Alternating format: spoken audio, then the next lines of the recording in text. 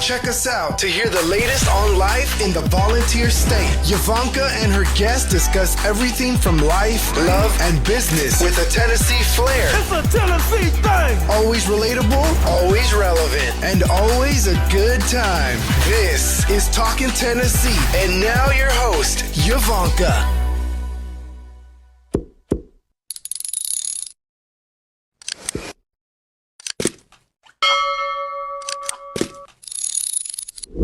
This episode is brought to you by Turning Knox Rental, your go-to for event rental services. We have selfie machines, 360 photo machines, and food servicing machines that you can rent out to give your parties the best experience possible. Get the TKR experience with Turning Knox Rental. You can find us at www.turningknoxrental.com. Welcome back to Talking Tennessee with Yvonnca. I am your host, and I am here with a dear friend of mine, Randy Boyd, and we are having a great conversation. We're doing a part two because he has a lot to say, and I have a lot of things to ask him. It's a great conversation. Let's go. So, you're the president and CEO of University of Tennessee. How did that come about? You're so successful in so many different other things. When I was reading different things about you, I'm like, he didn't have to do that. Why? I have to ask him, what made him want to be in that position? I think it's preparedness and opportunity and passion all need to come at the same time. So I've always been passionate about education. Okay. Every volunteer hour, every investment in philanthropy had been related to education. So that's something that I was passionate about. So that was part one. Part two, we talked about in our last session about running for governor and losing, and what was that like? And this, some could say this is just a lot of rationalization, but I learned so much as running for governor that helped me prepare to be the president of the University of Tennessee. There's a lot of things in my past I think helped prepare. I think being an entrepreneur, knowing how to run a large organization as a CEO, those are managing people, leading change. Those are important, but one of the most important things is the University of Tennessee is the land-grant University of Tennessee. And so often land-grant universities in other states, and even in our state at times, go out and hire somebody from outside the state to come in and lead the state.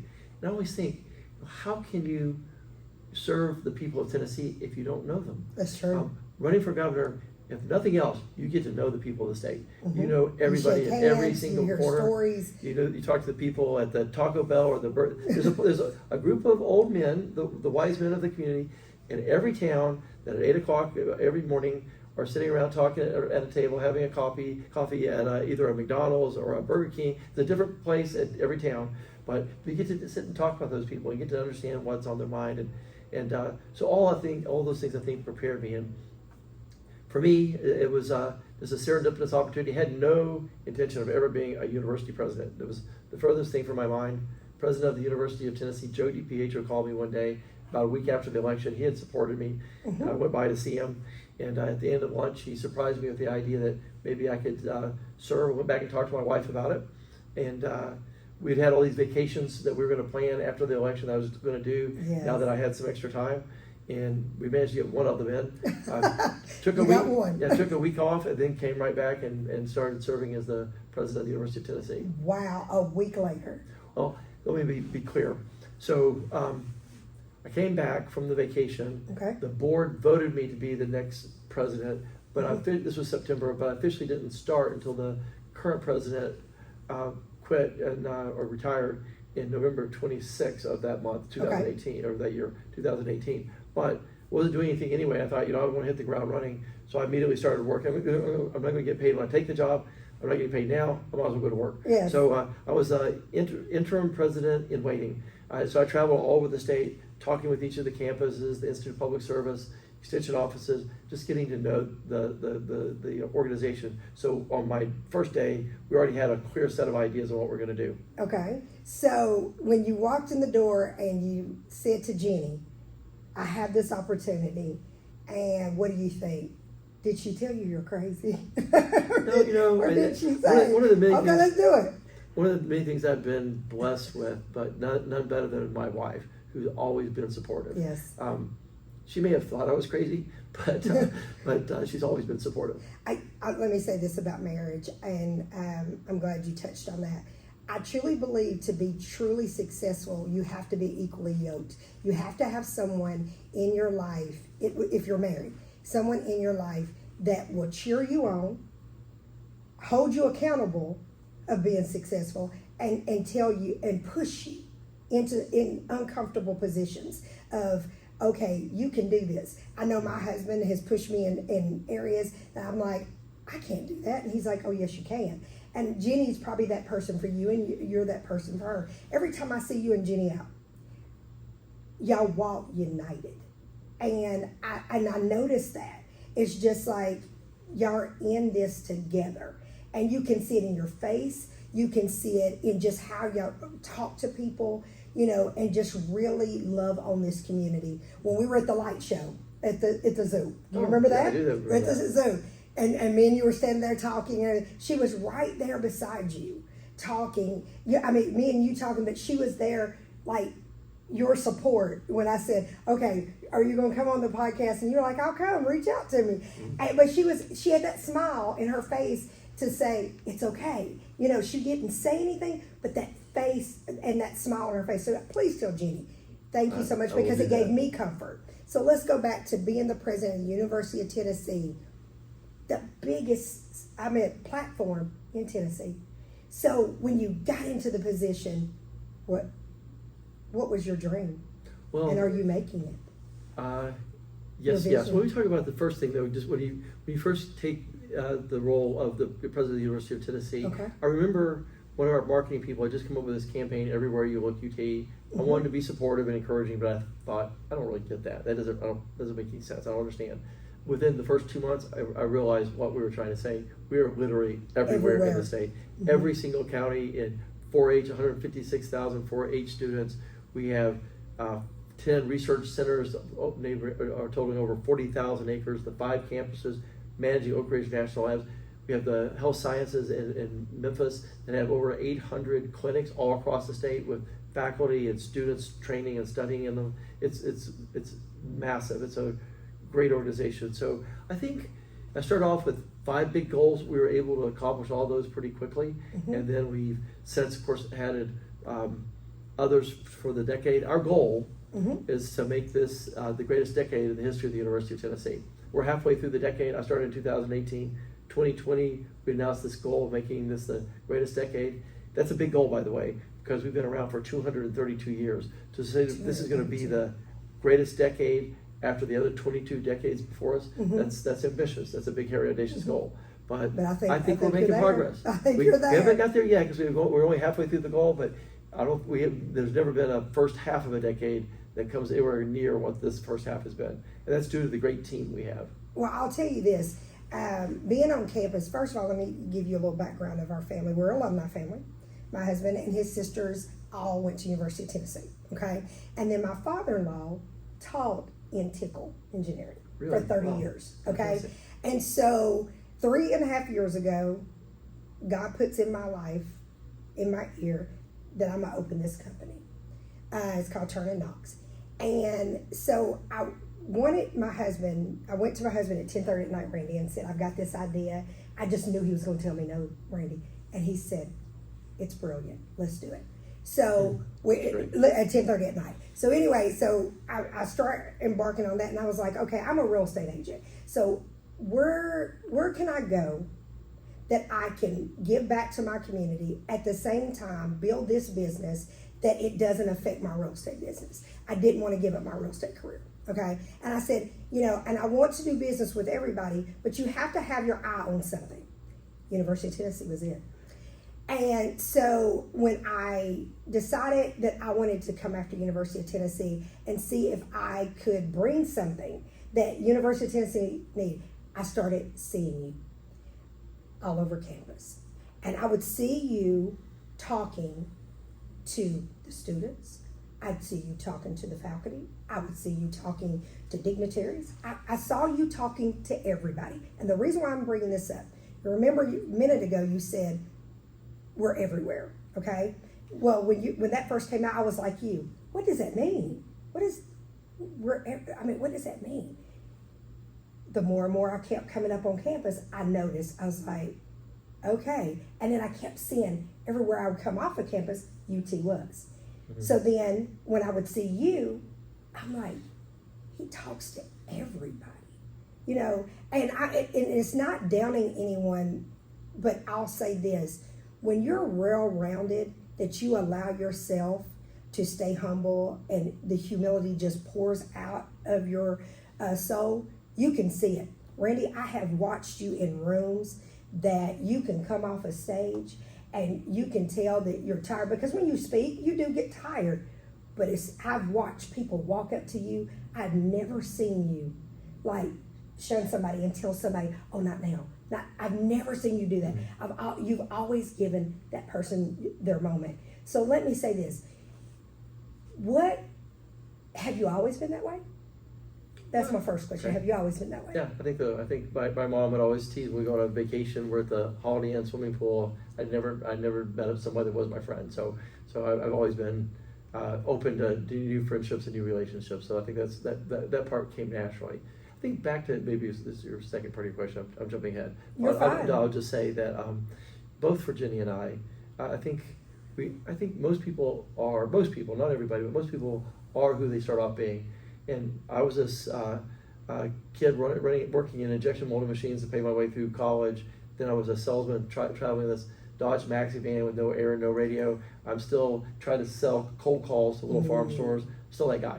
I'm still a guy out hustling, trying to.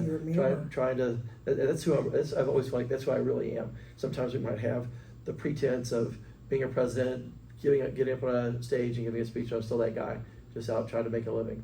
I see it, but I'm telling you, because I've watched you, and I'm like, he speaks to everybody. He talks to everybody.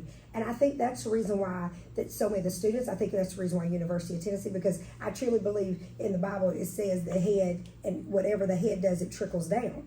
Okay, so you're the head, and your spirit is trickling down. You have so many wonderful people on your campus that helps bring the vision together, and that works together, and you are very strategic on who you hire, and what the mission, and making sure that they see the vision. So is there ever been times that you felt like, okay, am I challenged? Is there any challenges there, even like with COVID? Mm-hmm. What was it like? Yeah, well, there's challenges every day, big and small, but if you know where you're going and you got a group of people around you, and that you have confidence in the team's ability to get through it, it's a challenge, but it's just something you can work through. It's not any time where you think, hey, we're going to fail. You just know this problem may take longer to solve. We may not know the answer just yet, but we know we're going to be able to get through it with COVID.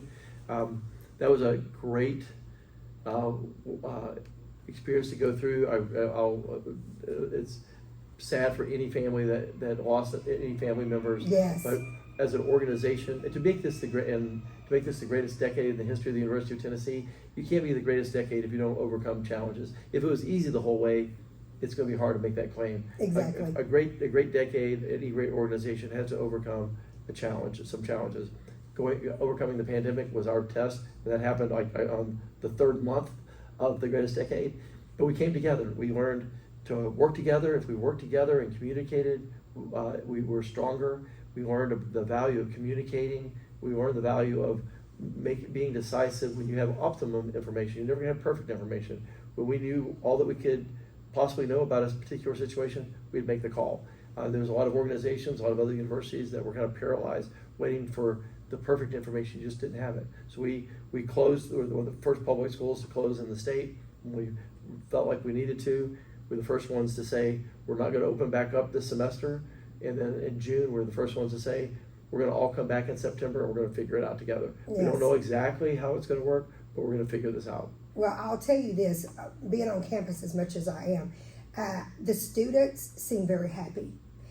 You're always having something for the students. It blows my mind how much University of Tennessee does for the students. And I'm speaking on what I see.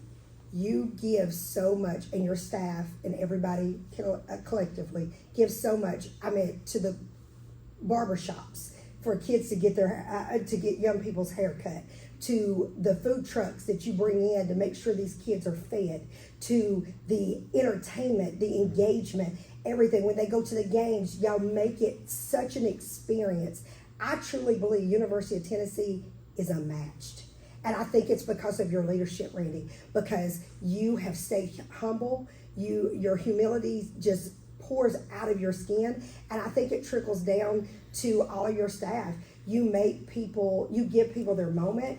And I think the future of University of Tennessee is so great because you are in that position. Can you tell me the future? What is the future hold for University of Tennessee? I'm going to make one really clear, important point. So as the president of the system, I have 5 campuses. My job primarily is to make sure I have a great leader on each campus. Yes. Here at UT Knoxville, we have a great, if I take credit for anything, it would be hiring Dondi Plowman as our chancellor there. She's doing a great job, and she's assembled a great team. So all the things we see in Knoxville, I attribute to her. But we're doing similar great things at our other campuses as well. So I'm really proud of the leadership that we have there. But at the end of the day, there's a lot of things that a university does. It's about research, it's about community impact, but what makes us a university is our ability to provide education and opportunity to students. And so if we don't do that well, we've lost our core. That's what we need to do. And so our goal is to be more accessible to more students. We're trying to grow. We're not growing because we need the money. We're not growing because we want status. We're growing because students need the opportunity. Yes. So all of our campuses are growing. We're finding ways to make sure that we can grow and provide a quality education. We don't want to grow and do it irresponsibly, but to provide a quality education and a quality experience. And at the same time, we also want to be affordable. We want them to be successful when they graduate. And one of the ways we want to do that is make sure they don't graduate with a lot of debt. Right. We're really proud 2 years ago when 45% of our students graduated with no debt. Last year, Amazing. 55% graduated with no debt. Our goal by 2030 is to have 65% of our students graduating with zero debt. And so we're working 65%. hard graduating with zero debt. Wow. There's a lot of inputs that go into that. Making sure that we don't raise tuition much at all. But, keeping that moderate.